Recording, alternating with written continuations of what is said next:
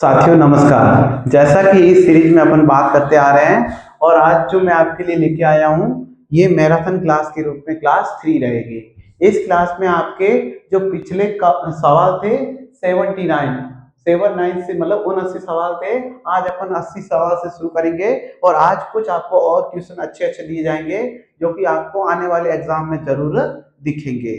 अब इसके अलावा मैं आपको एक सूचना देना चाहूंगा, सभी आप अच्छे से सुनिएगा। जैसा कि टाइम टेबल जारी हो चुका है क्लास 6 से लगा के आपके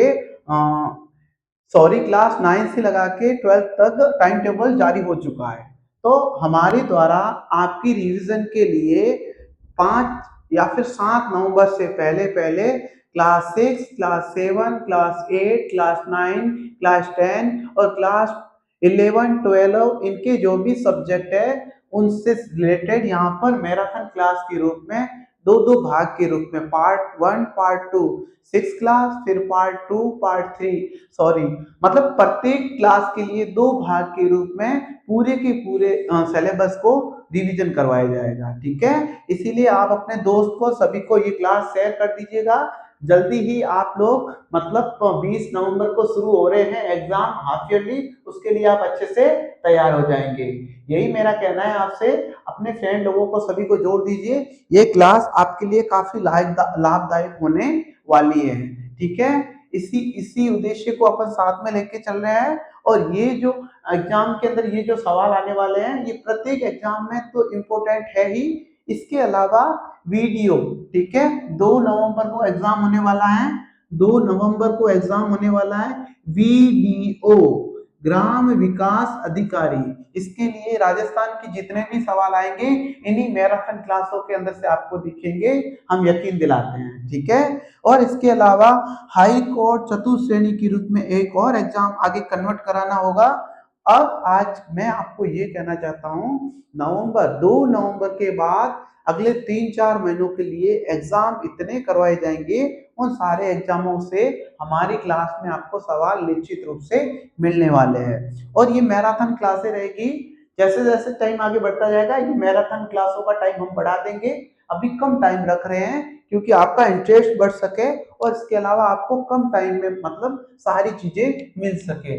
इसी के साथ अपन ने राजस्थान अध्ययन या फिर हमारा राजस्थान जो सीरीज है कक्षा 6, 7, 8, 9, 10 के अपन अति महत्वपूर्ण प्रश्नों का संग्रह लेके आए थे, जो एक मैराथन के रूप में सबसे पहले क्लास 6 के 4 पार्ट करवाए थे।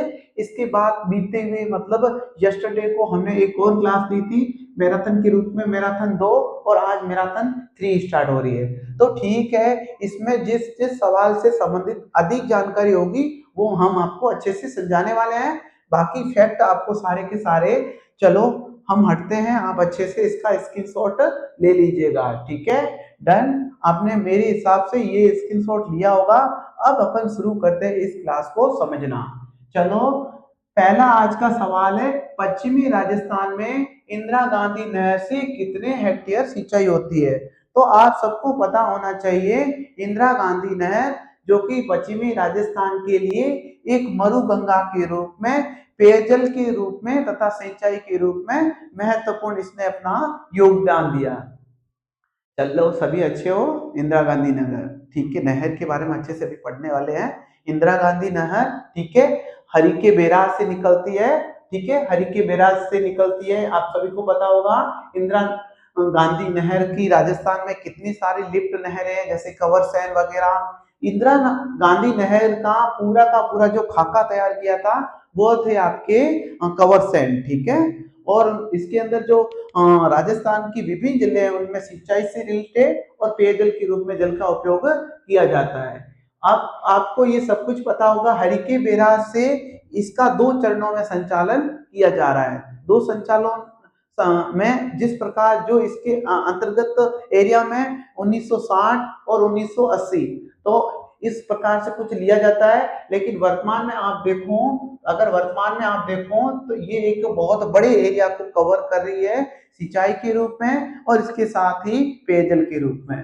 तो हमारा यहाँ क्वेश्चन है, पश्चिमी राजस्थान में इंदिरा गांधी नहर से कितने हेक्टेयर सिंचाई होती है? मतलब राजस्थान के पश्चिमी क्षेत्र में 17.5 लाख, 17.5 लाख हेक्टेयर जो वर्ग क्षेत्रफल है उसमें इससे सिंचाई की जाती है। अब आपका जो अगला सवाल है, राजस्थान में भारत का कितने प्रतिशत पशुधन पाया जाता है?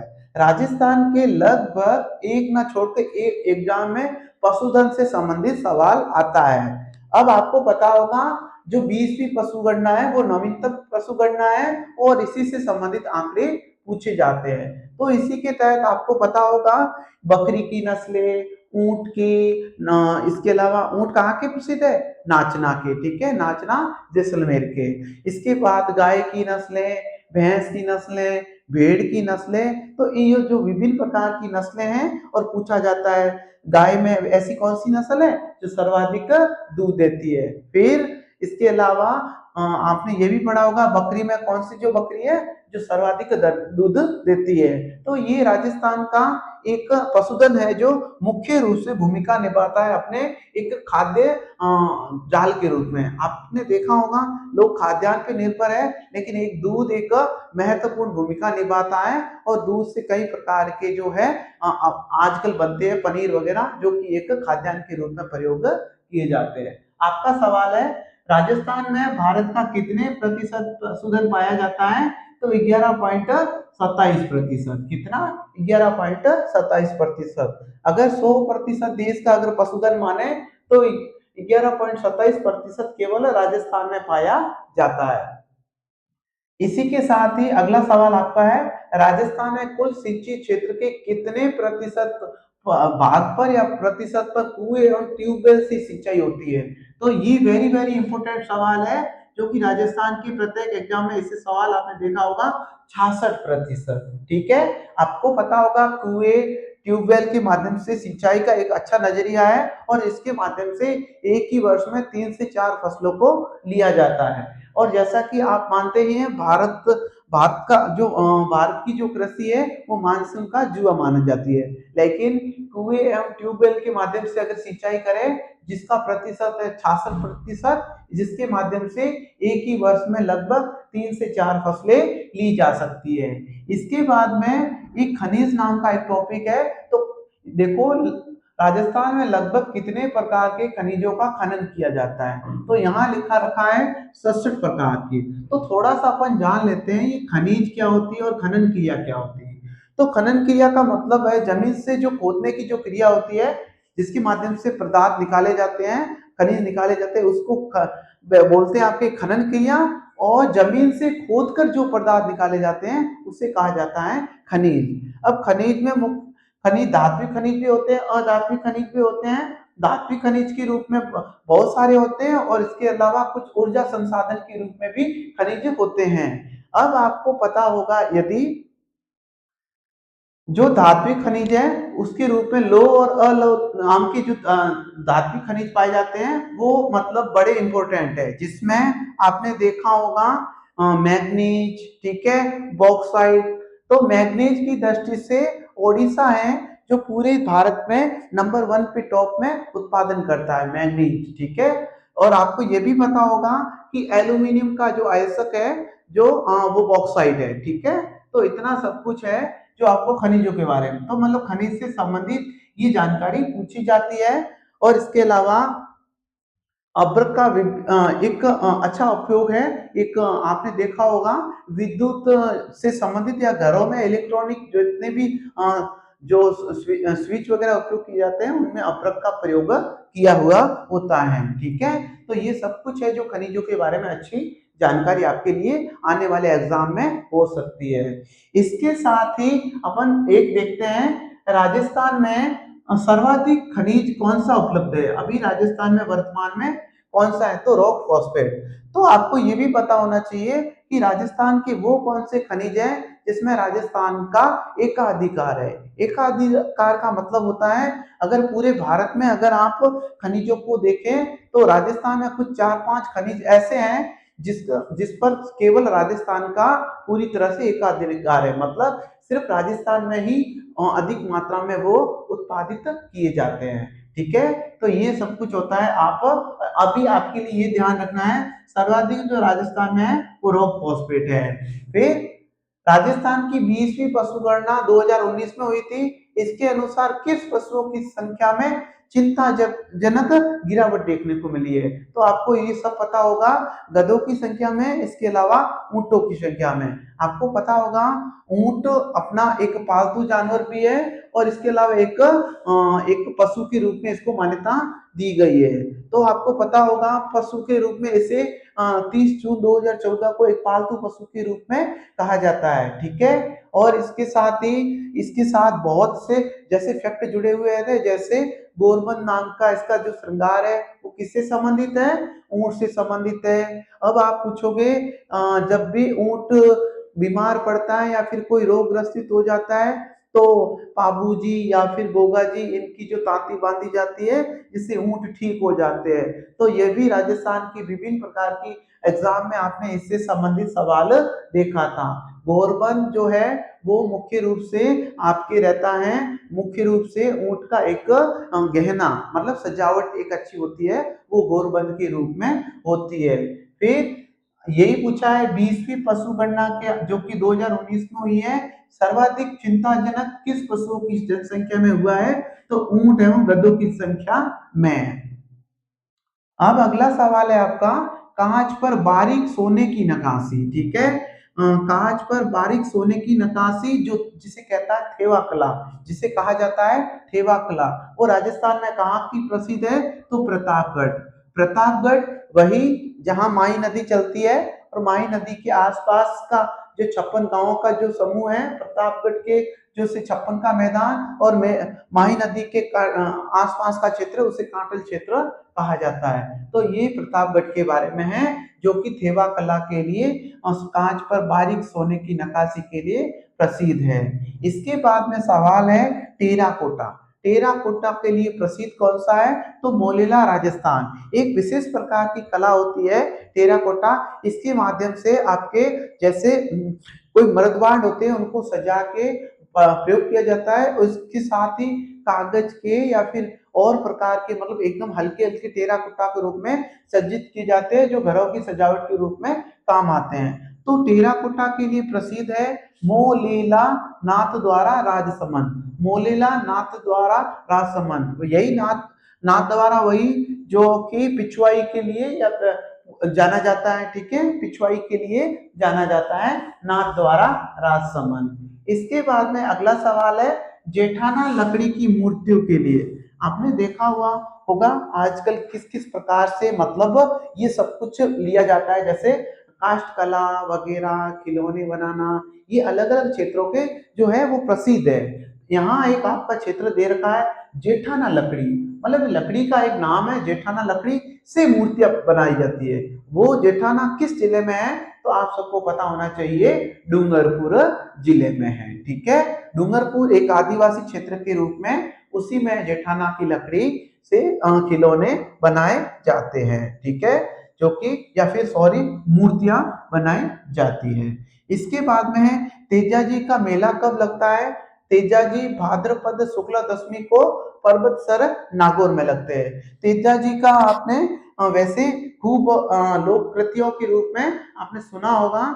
उनकी जो पत्नी होती है जो पेमल नाम की होती है, ठीक है, तो कुछ उनकी संबंधित और तेजाजी को पांचों पीरों में माना गया है। तो 5 पीर कौन कौन से हैं? उसी के तहत तेजाजी को भी माना जाता है, ठीक है। तेजाजी जो गायों के देवताओं के रूप में माने जाते हैं और इन्होंने अपने गायों को छुड़वाने के लिए अपना बलिदान दिया जाता है, इसीलिए इनको माना जाता है, ठीक है, तेजाजी, ठीक है, तेजल के रूप में। इसके बाद में है माघ पूर्णिमा को आदिवासियों का मेला लगता है जिसे आदिवासियों का कुंभ कहा जाता है। कहाँ लगता है? बेणेश्वर डूंगरपुर। बेणेश्वर डूंगरपुर में आपके माघ पूर्णिमा को आदिवासियों का मेला लगता है बेणेश्वर।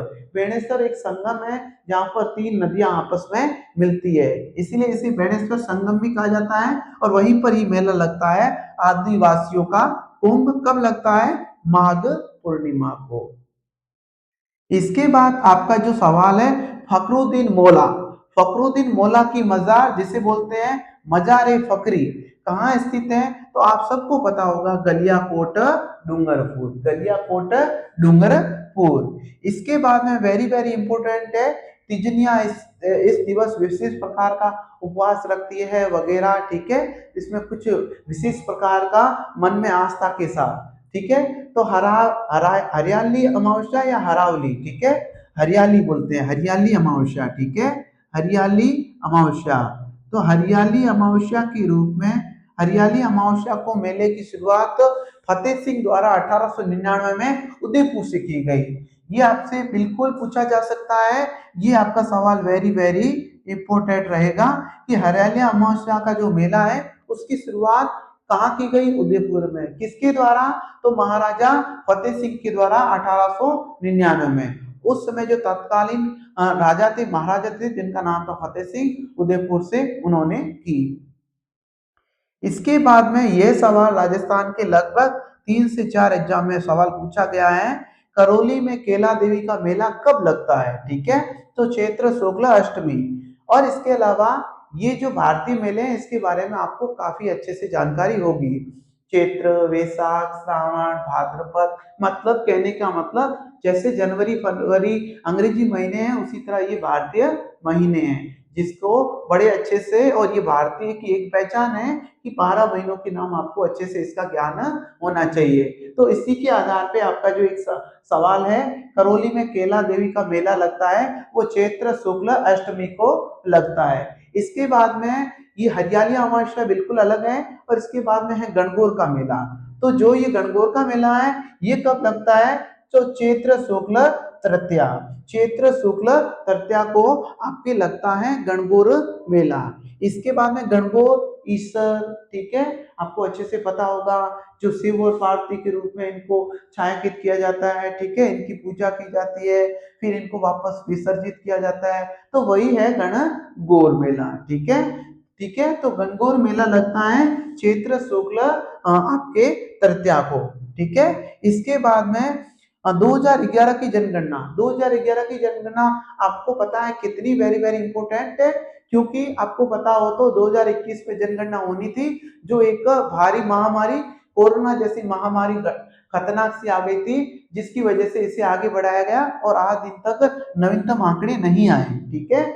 जब नवीनतम आंकड़े आएंगे तो भारत विश्व में जनसंख्या की दृष्टि से चीन को पीछे छोड़ के पूरे विश्व में टॉप पे आ जाएगा, ठीक है। तो ऐसा कुछ है, और वर्तमान में माना जाता है 135 करोड़ से अधिक है जो मानी जाती है भारत की जनसंख्या, जबकि आंकड़े अभी जारी नहीं हुए हैं। तो 2011 की जनगणना के आधार पर राजस्थान की साक्षरता दर कितनी है?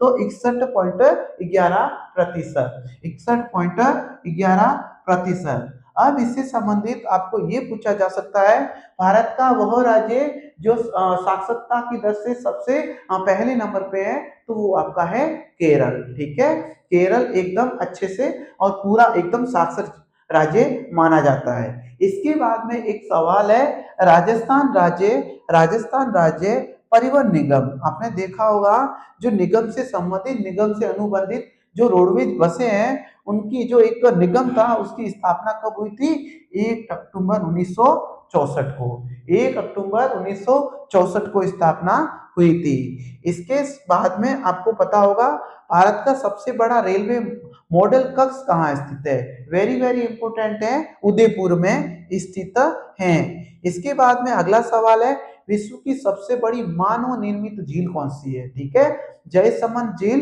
राजसमंद, राजस्थान के राजसमंद जिले में जयसमंद झील है, जो जिसको विश्व की सबसे बड़ी मानव निर्मित कृत्रिम झील माना जाता है। इसके बाद में सवाल अगला है, जवाई नदी पर जवाई परियोजना किस जिले में स्थित है? तो पाली, किस जिले पे?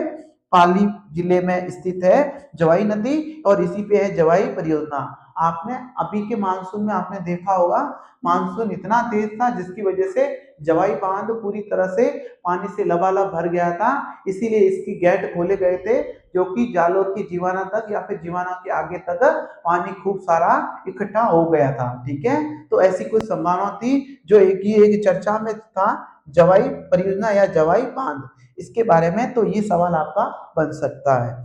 इसके बाद में आपका सवाल है, सोम कमला आंबा परियोजना किस जिले में स्थित है? तो डूंगरपुर ठीक है। सोम आंबा कमला परियोजना है, वो आपके डूंगरपुर में स्थित है। इसके बाद में है एक वेरी वेरी इंपॉर्टेंट सवाल है, आपने प्राथमिक स्वास्थ्य केंद्र देखे होंगे, तो पूछा जा सकता है कितनी आबादी पे या कितनी जनसंख्या पर प्राथमिक स्वास्थ्य केंद्र खोला जाता है, तो 30,000 की जनसंख्या पर। इसके बाद में आपका सवाल है जयपुर रियासत में पहली रेलगाड़ी कब चली। बिल्कुल, ये वेरी वेरी इंपॉर्टेंट है।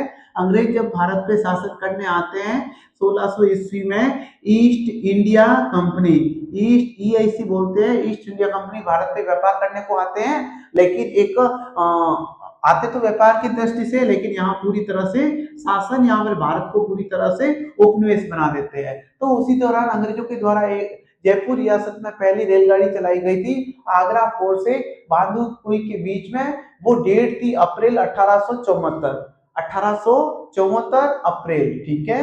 फिर इसके बाद में है वो थी आपके कजली कजली सॉरी गणगौर मेला था। अब आपके पूछा जाएगा कजली या सातुड़ी तीज, जब सातू बनाते हैं घर में, ठीक है, गेहूं के आटे के, चावल के, ठीक है, आपने अच्छे से देखा होगा।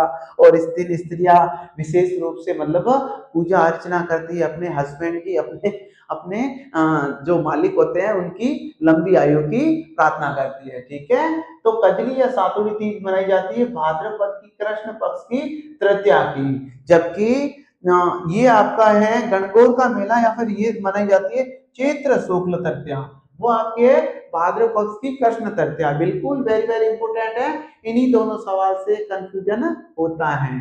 अब इसके बाद में आपका एक है ख्वाजा मोइनुद्दीन चिश्ती। तो आप सबको पता होगा ख्वाजा मोइनुद्दीन चिश्ती की दरगाह कहाँ स्थित है, तो अजमेर में स्थित है। तो पूछा जा सकता है कि ख्वाजा मोइनुद्दीन चिश्ती किस देश से आए थे, तो माना जाता है ये ईरान से आए, भारत आए थे। इसके बाद अगला सवाल है बस्सी चित्तौड़गढ़। बस्सी चित्तौड़गढ़ किसके लिए प्रसिद्ध है, काष्ठ कला के लिए। और इसके अलावा चित्तौड़गढ़ में चित्तौड़गढ़ दुर्ग एक महत्वपूर्ण है, जो कि अच्छी खासी जनसंख्या में वहां पर खेती बेती की जाती है। और इसके अलावा अगर चित्तौड़गढ़ से संबंधित पूछे तो आपका विजय स्तंभ है, ठीक है। विजय स्तंभ का निर्माण महाराणा कुंभा के द्वारा कराया गया मालवा विजय के दौरान, ठीक है। तो ये सब कुछ आपके चित्तौड़गढ़ से संबंधित, चित्तौड़गढ़ से संबंधित ये सारी जानकारी होती है कि बस्सी चित्तौड़गढ़ किससे नाम से या फिर किस लिए प्रसिद्ध है, तो काष्ठ कला के। यहाँ काष्ठ का मतलब होता है लकड़ी से बनने वाली जो विभिन्न प्रकार के खिलौने हो या फिर मूर्तियां हो, उनसे संबंधित है बस्सी चित्तौड़गढ़। ओके, ये भी राजस्थान के लगभग 30 से 40 एग्जाम में प्रश्न पूछा गया है, वेरी वेरी इंपॉर्टेंट है।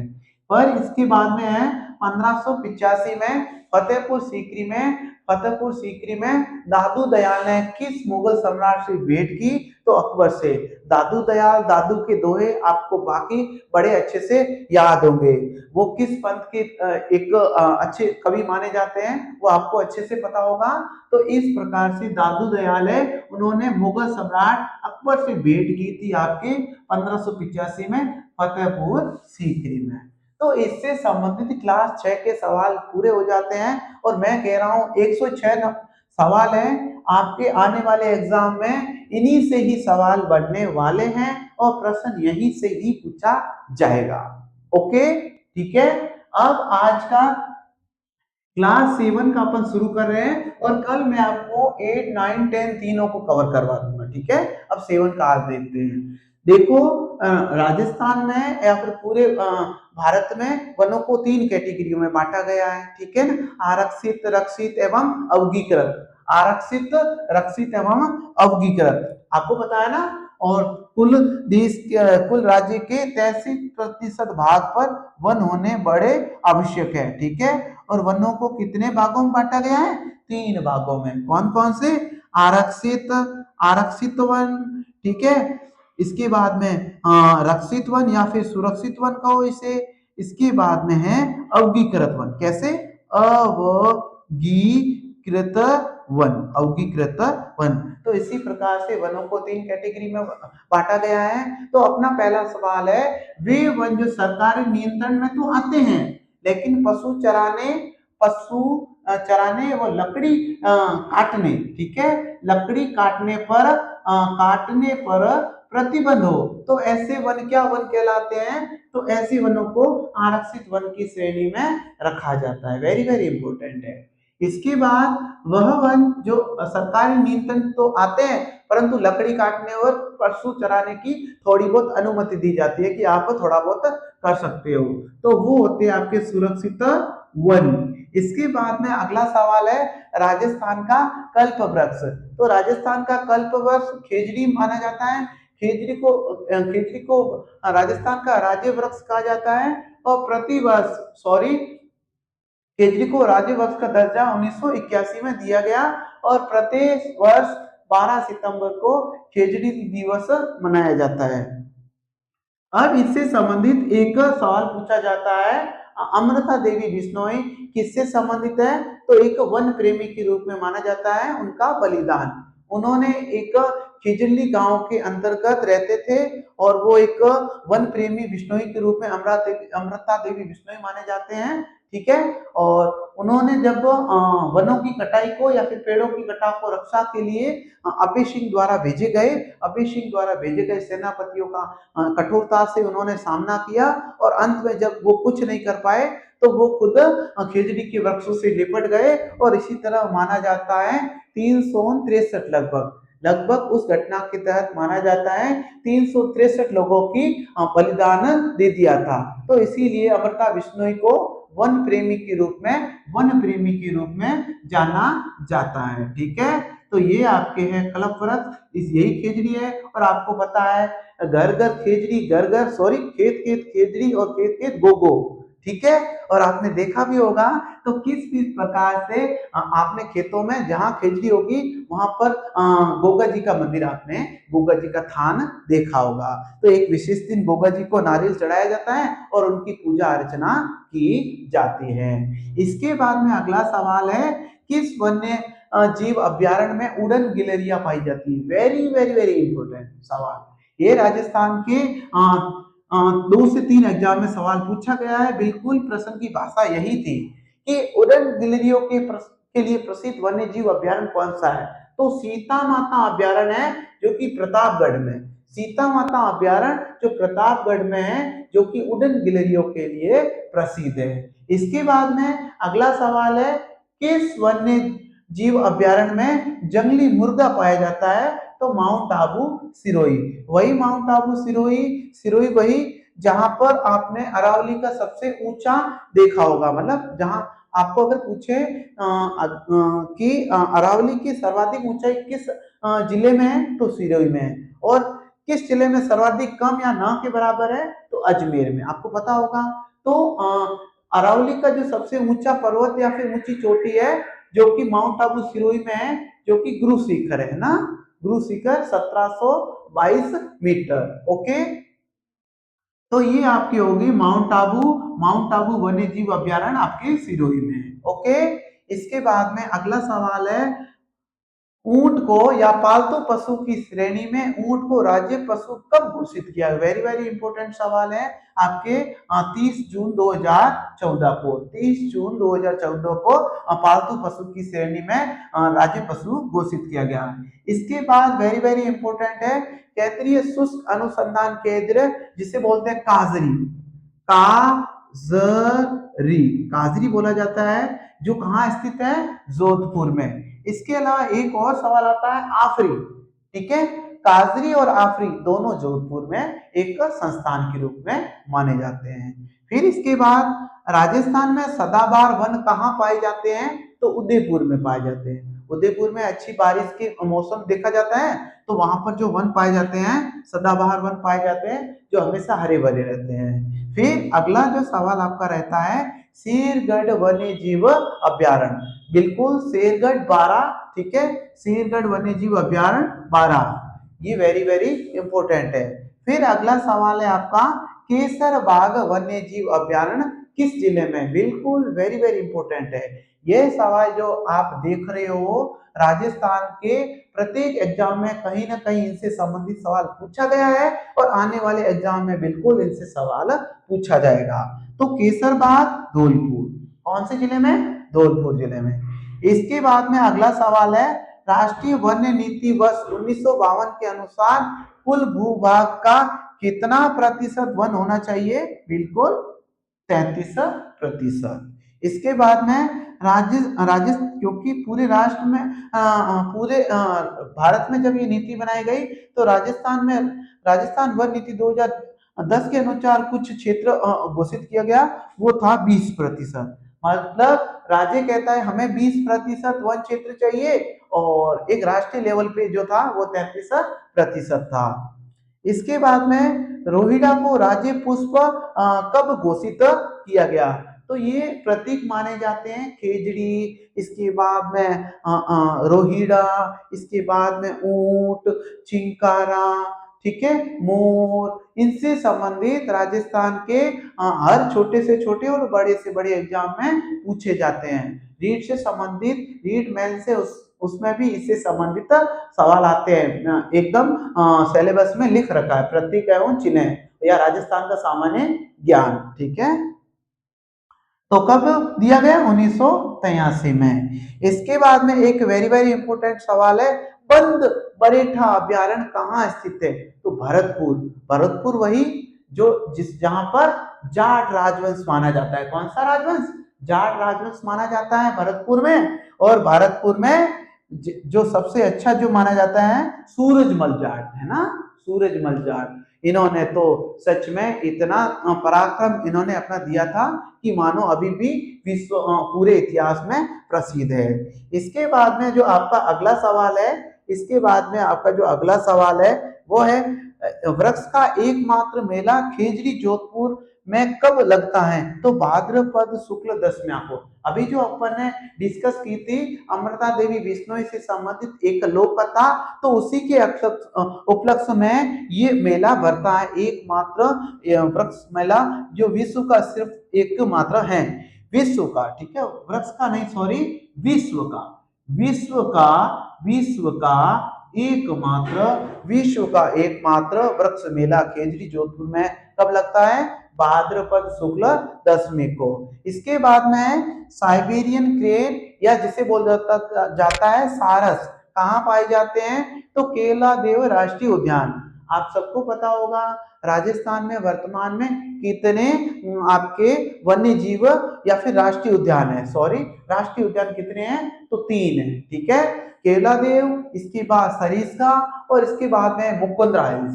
ओके, सरिस्का, सॉरी केवलादेव घनी पक्षी विहार, सरिस्का अलवर और इसके बाद में है मुकुंदरा हिल्स। तो राजस्थान में 3 राष्ट्रीय उद्यान है। कौन कौन से?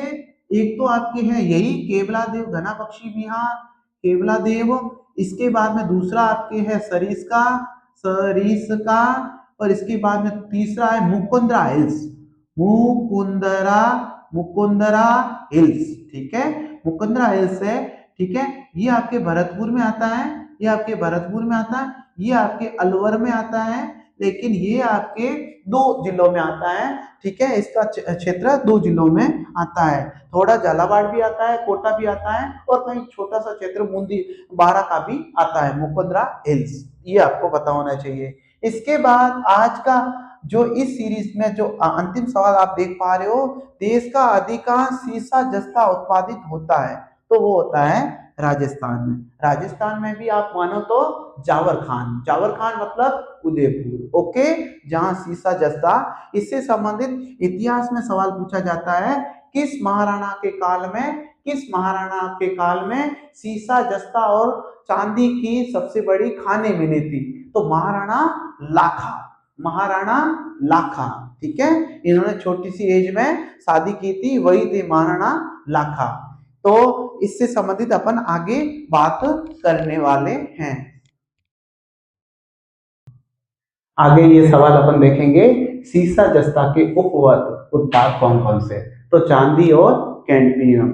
इसके बाद में अगला सवाल है, राजस्थान में सस्ता जस्ता शोधक संयंत्र कहाँ स्थापित किया गया? तो चंदेरिया, चित्तौड़गढ़। ये सवाल वेरी वेरी इंपॉर्टेंट है आपके, ठीक है। इसके बाद में है आपके सवाल अगला, वोल्सेनाइट पाया जाता है, एक विशेष प्रकार का खनिज है जो कहाँ पाया जाता है? तो 2 जिलों में, सिरोही और अजमेर में पाया जाता है। इसके बाद में वेरी वेरी इंपॉर्टेंट सवाल आप लगा लीजिए इसे, ठीक है। देश की सबसे बड़े सोलर पार्क की स्थापना कहाँ की गई? तो भड़ला जोधपुर में, भड़ला जोधपुर में की गई। बहुत ही वेरी वेरी इंपॉर्टेंट सवाल राजस्थान के प्रत्येक एग्जाम में पूछा गया। इसके बाद देश का दूसरा परमाणु विद्युत संयंत्र कहाँ स्थित है? तो रावतभाटा चित्तौड़गढ़, ठीक है, रावतभाटा चित्तौड़गढ़ में। इसके बाद में है कोयले के चार प्रकार कौन कौन से हैं, और आपसे एग्जाम में पूछा जा सकता है कोयले के प्रकार। तो एंथ्रासाइट, बिटुमिन, लिग्नाइट और पिट। और पूछा जा सकता है इसमें से सर्वोत्तम या उत्तम क्वालिटी का कोयला कौन सा है? तो एंथ्रासाइट, ठीक है। फिर राजस्थान में किस किस्म का कोयला पाया जाता है? Very very important, lignite. इससे संबंधित आपके कपोडी और इसके बाद भाड़का, ठीक है, और इसके बाद में जो भी राजस्थान के बाड़मेर के क्षेत्र है यहाँ पर ये लिग्नाइट कोयला निकाला जाता है। इसके बाद में आपके सवाल है एशिया महाद्वीप का सबसे बड़ा, एशिया महाद्वीप का सबसे बड़ा कृषि फोरम, एशिया महाद्वीप का सबसे बड़ा कृषि फोरम कौन सा है? तो सूरतगढ़ श्री गंगानगर। इसके बाद में राजस्थान में सिंचाई के साधनों में सर्वाधिक सिंचाई किससे होती है? तो नलकूप से होती है, ठीक है, नलकूप के माध्यम से होती है। फिर है राजस्थान की वाटरमैन, ये आपके हाल ही में एग्जाम हुआ था चतुर्थ श्रेणी का, जिसमें आपके 53-54 हजार पद थे, ठीक है। तो राजस्थान के चतुर्थ श्रेणी का एग्जाम हुआ था, चतुर्थ श्रेणी का, उसमें यह सवाल पूछा गया था कि वाटरमैन के नाम से किसे जाना जाता है, ठीक है। तो राजेंद्र सिंह को वाटरमैन के नाम से या फिर जल पुरुष के रूप में जाना जाता है। फिर है राजस्थान राज्य कृषि विपणन बोर्ड की स्थापना कब की गई? तो 1974 में की गई, 1974, ठीक है, 1974 में की गई। इसके बाद में है कोटा की रामगंज मंडी, वेरी वेरी इंपॉर्टेंट सवाल। कोटा की रामगंज मंडी विश्व में प्रसिद्ध है किस किस के लिए? धनिया तथा मेथी के लिए, ठीक है। इसके बाद में अगला सवाल है राज्य में जीरे के लिए विश्व प्रसिद्ध मंडी कौन सी है? ठीक है, जीरो कहाँ है? जोधपुर। आया समझ में? ये सारे फैक्ट है, इससे संबंधित कोई भी समझाने के लिए नहीं है। जब समझाने को होगा तो आपको एक एक सवाल समझाया जाएगा। इसके बाद में कृषि उपज मंडी में मध्यस्थों से वसूला जाता है। मध्यस्थों से क्या होता है? जब आपको पता है एक मंडियों में जो मध्यस्थ जो एक दलाल के रूप में रहते हैं, उनसे एक लाइसेंस शुल्क वसूला जाता है। कैसा शुल्क? लाइसेंस शुल्क। इसके बाद में है पहली सूती वस्त्र मिल जिसका नाम है द कृष्णा मिल लिमिटेड है, उसकी स्थापना कब की गई? तो 1889 में ब्यावर अजमेर में, ब्यावर अजमेर, ब्यावर अजमेर में 1889 में द कृष्णा मिल्स लिमिटेड सूती वस्त्र से संबंधित पहली, ठीक है। इसके बाद राजस्थान में वस्त्र नगरी के नाम से किसे जाना जाता है? भीलवाड़ा को, मतलब राजस्थान का मैनचेस्टर। इसके बाद राज्य सरकार ने कृषि प्रसंस्करण, कृषि व्यवसाय व कृषि निर्यात प्रोत्साहन नीति, ये एक अच्छी योजना के तहत है जो 2019 में लागू की गई। तो आने वाले एग्जाम के लिए एक वेरी वेरी इंपॉर्टेंट नीति है, कृषि प्रसंस्करण और कृषि व्यवसाय और कृषि निर्यात प्रोत्साहन के रूप में आपकी नीति है 2019 में शुरू की गई। इसके बाद वेरी वेरी इंपॉर्टेंट सवाल है पृथ्वीराज चौहान की माता का नाम, चौहान वंश से संबंधित है तो उनकी माता का नाम है कर्पूरी देवी। इसके बाद में है पृथ्वीराज चौहान को कितनी भाषाओं का ज्ञान था? तो 6 भाषाओं का। कितनी भाषाओं का? 6 भाषाओं का ज्ञान था। बहुत एक महापुरुष कवि के रूप में माने जाते हैं पृथ्वीराज चौहान। इसके बाद में राज्य स्तरीय निर्यात पुरस्कार योजना के तहत पुरस्कृत किसको किया जाता है? तो एक राज्य स्तर प्रति वर्ष 35 सर्वश्रेष्ठ या श्रेष्ठ निर्यातक होते हैं, उनको इसमें शामिल करके एक पुरस्कृत किया जाता है। फिर है बड़ा अच्छा सवाल है, इससे संबंधित सवाल एग्जाम में पूछा जाएगा। क्या सवाल है? त्रिवेणी, त्रिवेणी कटा, कलम और कला का संबंध, मतलब युद्धों में विजेता, लेखन कला में, और इसके अलावा कला में विजय स्तंभ वगैरह जैसे बड़े बड़े जो स्मारक के रूप में बनाए गए थे, वो तो इन तीनों से संबंधित जो थे वो कौन थे आपके?